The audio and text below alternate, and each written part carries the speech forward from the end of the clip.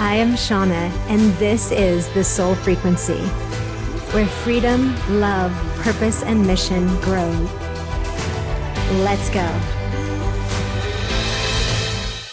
Hey guys, something that comes up all the time in transformation, because I'm in this space with people walking through deep personal transformation, it always makes me pause and have a moment when I watch people become aware of something that is typical for every single person going through transformation. So, when you have that aha moment and you're like, oh my gosh, I'm experiencing this.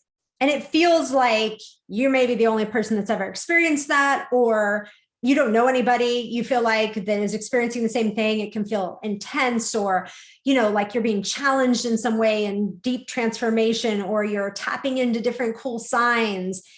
And it kind of feels very personal. And what's interesting is that when I went through my very big, deep personal transformation in about 2011, 12, and then it went on for a while. I really felt like, oh my gosh, I'm going through something that nobody else in my life is going through. It felt really challenging. I felt alone. I felt scared too, many times. And since that time, I have been able to walk this path with many people. And I look back on my journey and I realize that so much of what I was experiencing is part and parcel to big life transformations. And let's face it, in the world, there's big life transformations going on. Like the world is literally, the earth is literally pushing us, right? Energetically, in a gentle, loving way, but there's still that push to transform, to really call ourselves up to something different than what we were before, to step into our soul, right, led life, and to step out of our ego built life. And that process, when I went through it, felt super unique. And what I have seen is that there is a process to it, meaning many people go through certain steps and stages that I went through, the many people that I've coached go through. And yet in the moment, it feels like maybe I'm the only one, right? And maybe nobody else is going to get this, or maybe nobody's going to understand it, or maybe there's no help for me or tools for me or support for me, because it feels so foreign when we go through things for the first time. But one of the things that happens across the board, right, when we are shifting our frequency, when we're going through transformation, is this moment in time where we start to disconnect from the life that our ego believes we should be living, or the dream of the life that our ego had for ourselves. So whether we feel like we've been living this ego-built dream life, like, oh gosh, I did all the things my ego wanted me to do, and here I arrived at this, this iteration of that life. And maybe you arrived there and said, this is actually not fulfilling me. This is actually not feeling happy. Like I did all the right things and I ended up here and it's not ultimately what I want. Or we have this idea, this projection of what your ego wanted you to build. And it's like the thing that's way out there that you can't seem to get to. And here you are in transformation, and here you are showing up to that courageously, feeling your feelings, like moving through, right, the minor changes and even the bigger changes of transformation. And you come to this point in time where you realize, I'm going to need to let go of this life that my ego told me I should have or built for me, right? That I was driven by these egoic desires, right? Ego is not evil or bad. It's just it's part of who we are. But many times when we're building from a place of ego, it doesn't end up at a place of fulfillment or happiness or great joy. So here we are building this life that our ego is telling us, yes, yes, yes, you are going to get the whole pot of gold at the end of this, right? Once you get here, then it's going to be amazing. And then people get here and it's not amazing. And so they think, oh, now I have to go one step further and then it's going to be amazing, right? I'm going to get that pot of gold. And we keep stretching it out further and further and further, hoping to ultimately find that sense of fulfillment and happiness and joy. And so there's a point when we're in transformation where we say to ourselves, like, oh, I get it. I'm going to have to kind of deconstruct or let go of all these like egoic ideas, whether they're from me or society or my family or friends or other people, of who I'm supposed to be in this world. Because the only way I'm going to actually figure out who I really am at a soul level is if I let go of this idea of who I was trained to be, who I thought I should be, who I worked hard to be. Well, all of that is going, right? This working hard to show up in certain ways or make people happy or build this life, right? That other people think is great. We are completely disconnected from our soul self and who we really are.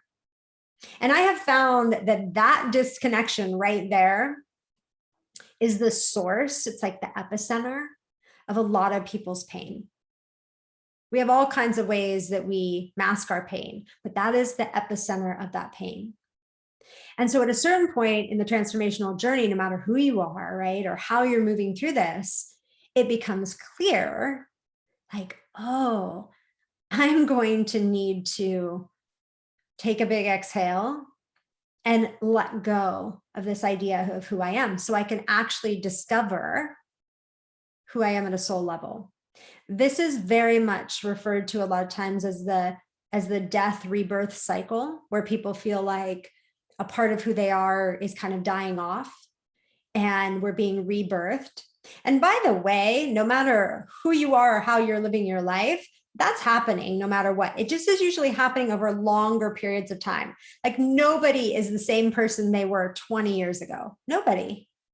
Because little by little, we're evolving, we're learning new information, we're growing, we're going through life experiences, right? And learning lessons from them. So it's not that we don't evolve, but when we go through big transformative things, right? Big events in our life that really have us question who we've been or how we've lived our life or how we want to live our life going forward, that's a more rapid process. And it calls us up to say, wait a second, maybe, just maybe, who I thought I was isn't actually who I am. It's a super scary realization, right? Like, I remember it myself in my own life. I was like, well, if I'm not that, then who am I, right? Like, it's a freaky thing because our ego is very, very intent on keeping us tied to that reality of who we think we are. So you've heard the term ego death, right?